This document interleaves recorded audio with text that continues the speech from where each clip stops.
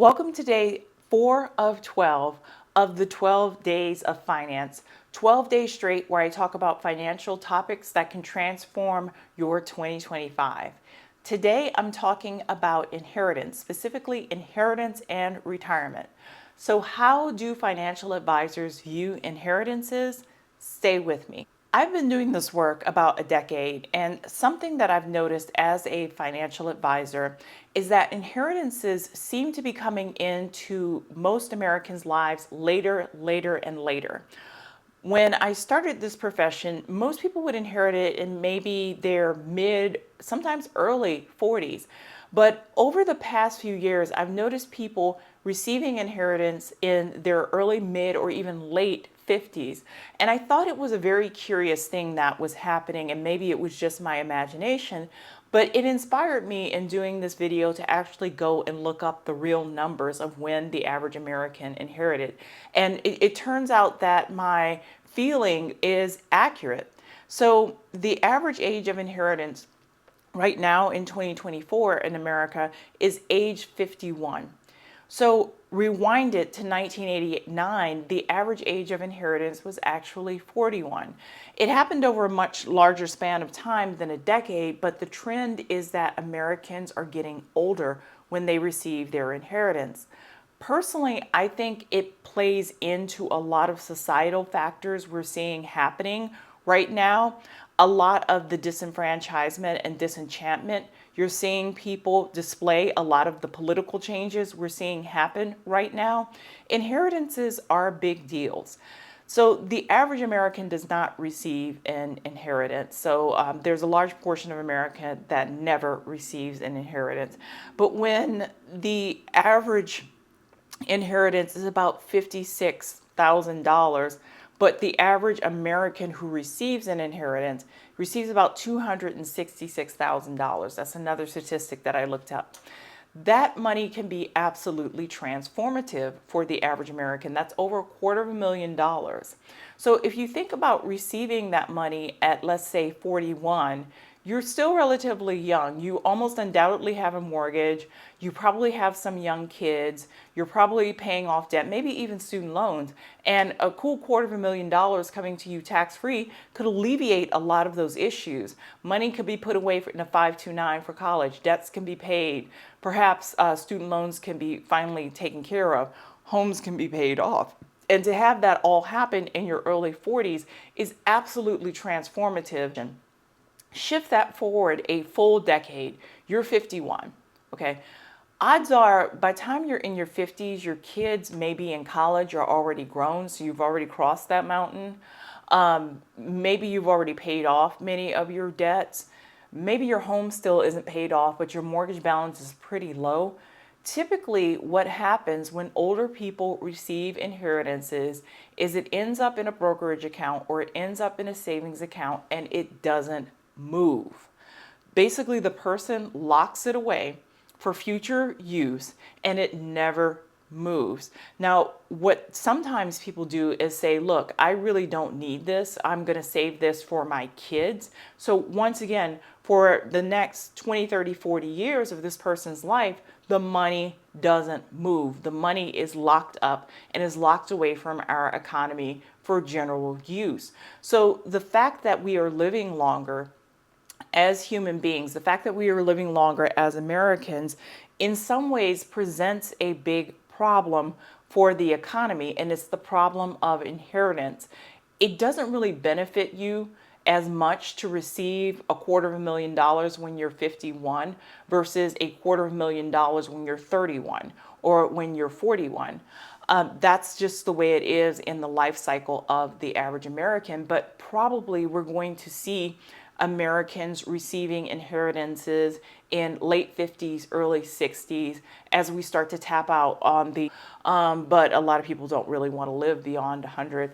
And by the time that next generation inherits, they're already in their 60s. And once again, the money is locked up and doesn't circulate around our economy. So those are some interesting facts about inheritances. A lot of inheritance that my clients receive because they're wealthy and sometimes they're ultra wealthy, they don't use. they don't use. A lot of times, like I said, that inheritance, it could be bypassed to the next generation. Sometimes it's just kept as a backstop to their own savings. Sometimes it is used, and these are often people who have lives that it would make sense that they would need to use it. They have multiple kids in college. They still need to pay off their home. They have other things going on in their lives, and they do use it. But it always surprises me as a wealth manager how many people receive very generous inheritances. And while they're very grateful for the experience and they're excited about it on some level, it's kind of like, and I have asked the person the question, could you have used this money 10 years ago? And they're like, oh, absolutely. Yeah, I had kids, I had this, I had that. But now it's just we're in a different financial position. So, what are the tips that I give people in receiving inheritance? In terms of retirement, I rarely use inheritance in retirement planning, especially inheritances that have never been received. Reason being, anything could happen. The person who's bequeathing or giving you the inheritance could go into a long-term care issue. There could be a tax issue. There could be a lien. There could be a lawsuit. If you have multiple siblings, there could be some dispute in the process, and the lawyers end up with a sizable chunk. Anything could happen between now and when that parent dies and when that, great aunt settles out her estate, so that you don't end up with much of anything, or you end up with next to nothing. And I have had situations, unfortunately, where that has happened, and it's largely due to incomplete estate planning on the person who died, and family disputes, and in the legal system, the lawyers end up with most of the money. So typically, I do not include it in retirement and calculations, and most advisors will not include it in retirement calculation.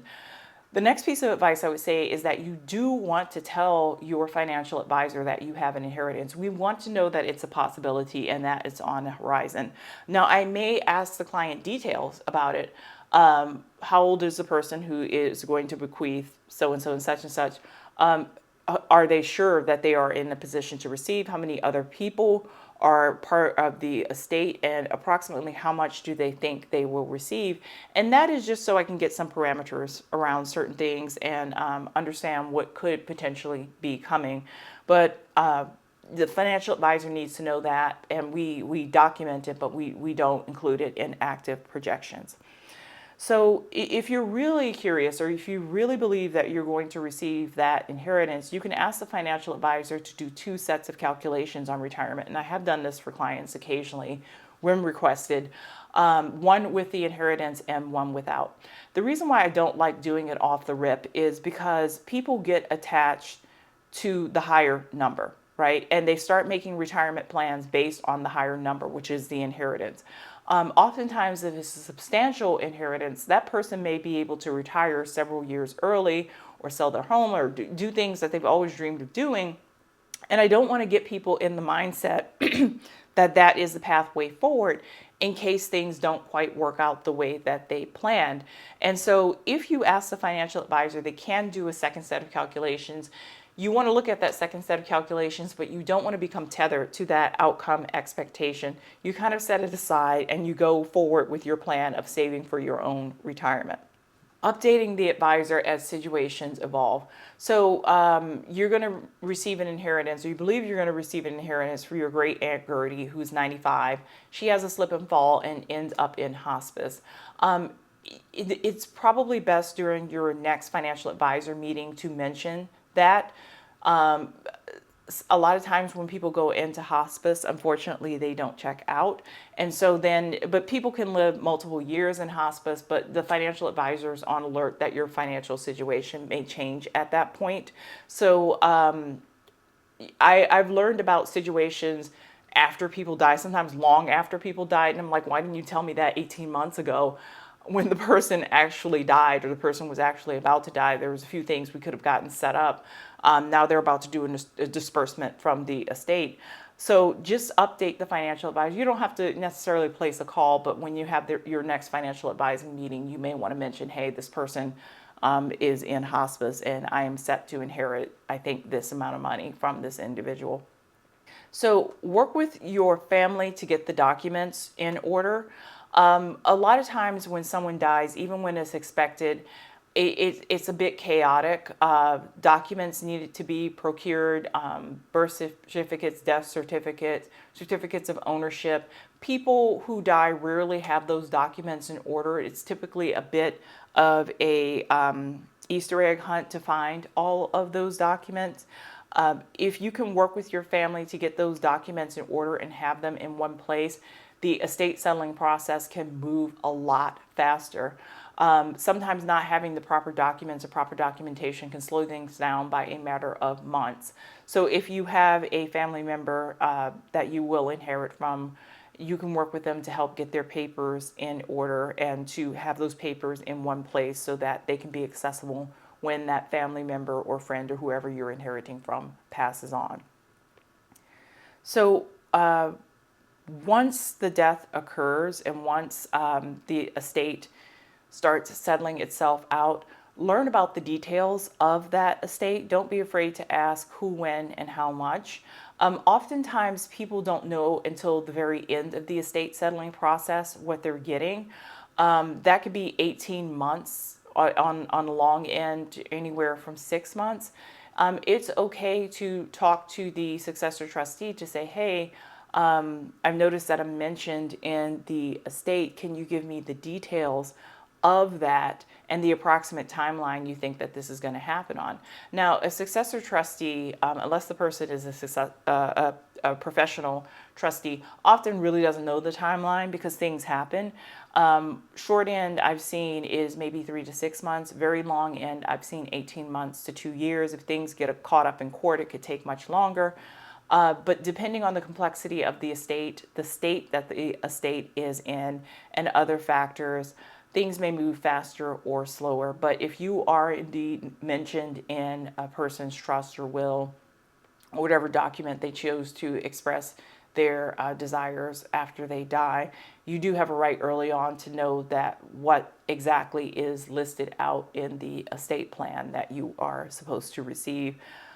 In some cases, depending on how the documents are written, you may be entitled to a copy. Sometimes they don't do that. Sometimes they do. But you need to know what you're getting, in what order, and when. At that time, once the money is in your possession, and typically you want to tell the financial advisor or have a conversation with them a couple of months to a couple of weeks to the estate settled out, because sometimes we have to open new accounts for inheritance. Like, for example, in certain states, you want to keep inheritance as separate and in your own personal name.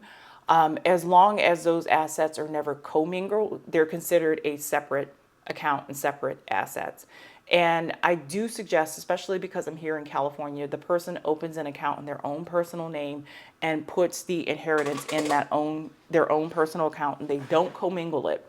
And if they want to commingle it in the future, that's fine. But to just start off by not commingling it, some people do it that way. Some people just say, no, make it a joint account. But sometimes we have to open a separate account to receive those funds. Then we have to receive those funds. Then we have to go through and redo all the calculations for retirement or long-term planning with those funds. So there you have it. A financial advisor's perspective on inheritance and retirement. Tell me what you think. Tell me what you like and don't like. And if you found this information useful, please like, share, and subscribe.